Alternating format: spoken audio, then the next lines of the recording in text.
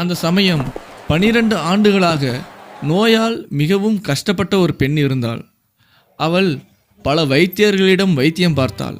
தன்னிடம் இருந்த எல்லா பணத்தையும் வைத்தியத்திற்காக செலவழித்தாள். இருந்தும் ஒரு பயனும் இல்லை. அந்த நோய் குணமடையவும் இல்லை. மாறாக அந்த வியாதி இன்னும் அதிக துக்கத்தை அவளுக்கு கொடுத்தது.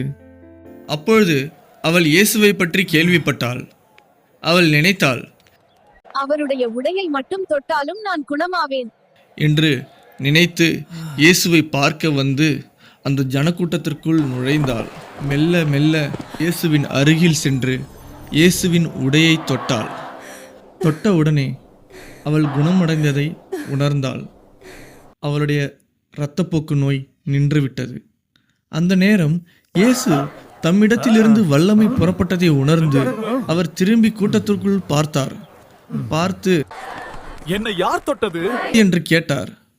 அதை கேட்ட சீஷர்கள், இந்த அளவுக்கு கூட்டம் உங்களை நெருக்கிக் கொண்டிருக்கிறது, இன்னும் யார் என்னை தொட்டது என்று கேட்கிறீர்களே என்று சீஷர்கள் இயேசுவை பார்த்து கேட்டார்கள். ஆனால் இயேசு தன்னுடைய உடையை தொட்டது யார் என்று காண்பதற்காக சுற்றிலும் பார்த்து கொண்டிருந்தார்.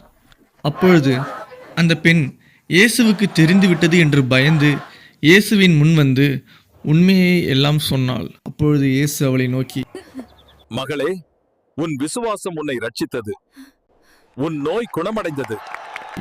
மகளே, உன் விசுவாசம் உன்னை ரட்சித்தது, சமாதானத்தோடே போ, உன் நோய் குணமடைந்தது என்றார். அவர் இப்படி